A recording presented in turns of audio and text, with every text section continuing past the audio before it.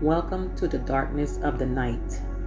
Tonight, another secret ancient land will be unlocked.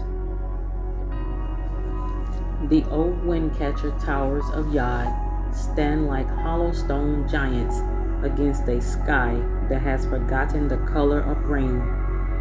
The desert air is dry, invisible fire that cracks the lips and turns the ink in the well to a thick, useless paste.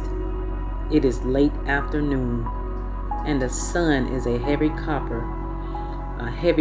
coin sinking into the dust storms that howl along the perimeter of the ancient oasis.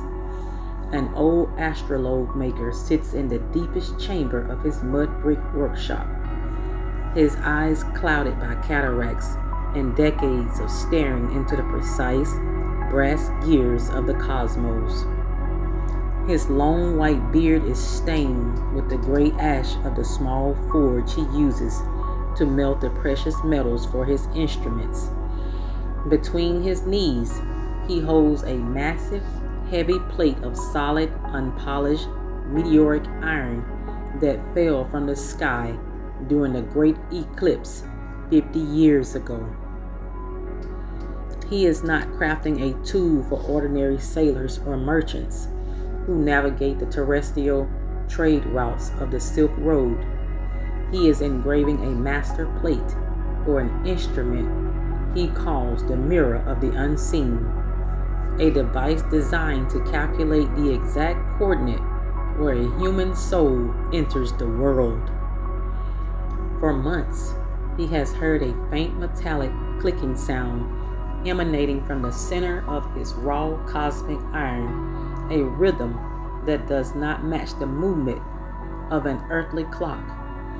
He believes that if he can cut the final microscopic groove into the brass reticle with his diamond-tipped stylus, the instrument will lock onto the frequency of the universe. The silence in the deep room is absolute, broken only by dry, rhythmic rasp of this metal foul against the stubborn ancient iron. He strikes the chisel with his wooden mallet.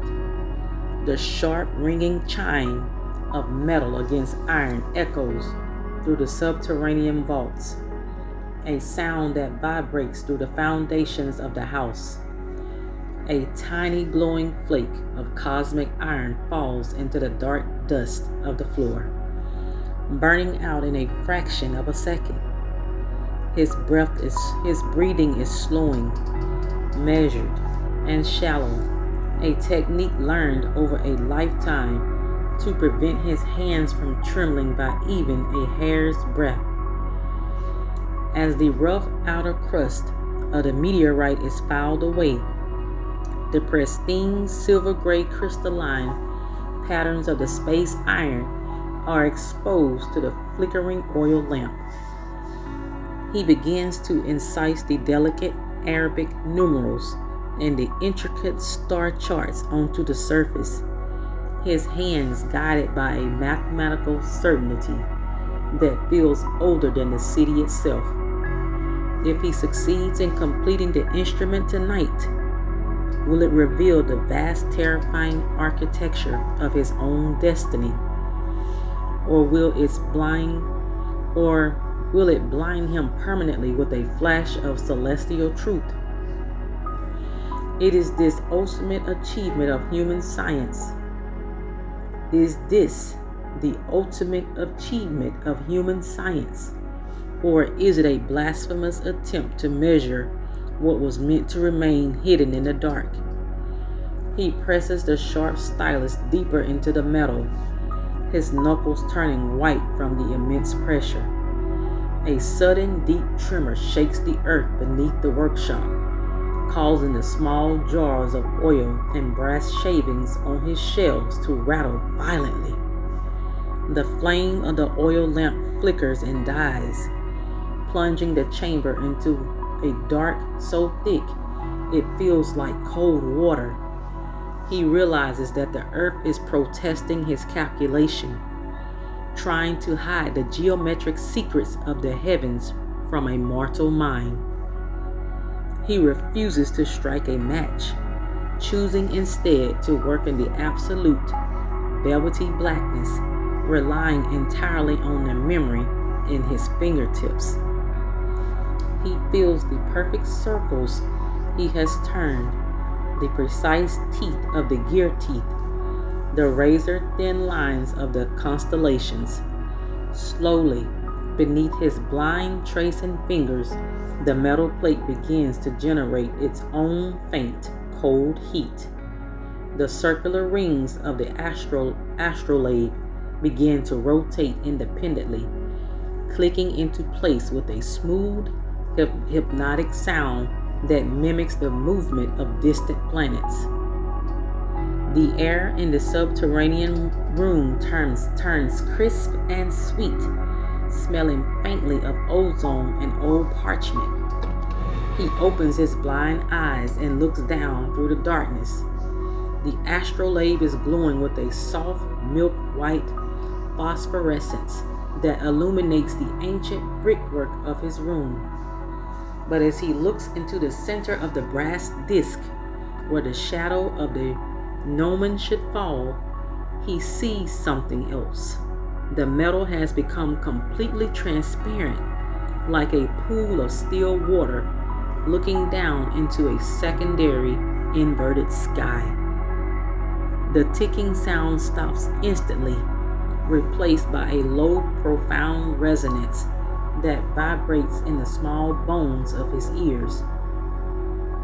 The stars reflected within the brass plate began to move at a terrifying speed, tracing the birth and death of the entire worlds in the span of a single breath. He stands at the edge of an abyss of pure knowledge. If he looks closer to find his own star, he may be pulled into the cold, infinite vacuum of the cosmos, leaving his physical body behind as an empty shell. He looks at his wrinkled hands covered in grease, iron dust, and the brown spots of extreme old age. He thinks of the quiet streets of Yazd, the taste of cold water from the clay jar, the simple comfort of his morning prayers. It is better to die as a wise man who shattered the limits of human perception, or to live out his remaining days in the warm, ignorant comfort of the earth. The astrolabe pulsed once, a flash of blue light that prints the shadows of his tools onto the wall. The metal plates lock together with a final, definitive snap. He lifts the heavy instruments to his eyes, aligning the sights with a single star visible through the narrow windcatcher shaft above. The universe within the plate shatters his vision, filling his mind with a vast silent roar of light. He sees the history of every soul that has ever looked up at the sky in loneliness. He hears the silent music of the sphere, a harmony built on numbers that no human mouth can utter. He is the maker, he is the iron, he is the star, and he is the dark. When the morning sun finally paints the towers of Yazd in shades of pale rose and gold, the workshop is silent. The small forge is cold, the charcoal turned to gray dust. The astrolabe lies on the wooden bench, its metal now dull, gray, and completely dead, like any ordinary piece of iron. The old man is sitting in his carved chair, his head leaned back against the brick wall, his eyes open but clear of the cataracts. He is not dead. His breath is slow and steady, but his gaze is fixed on something far beyond the wooden ceiling of his room. He does not speak when his apprentice enters, nor does he look at the food brought to him. He has seen the calculation of his own beginning and his own end, and the language of men has lost its utility. The instrument has done its work, leaving behind a man who is half spirit, balanced on the thin edge between the earth and the void. You, who listen to this account, know that the tools you use to measure your life can become the very cages that confine your soul.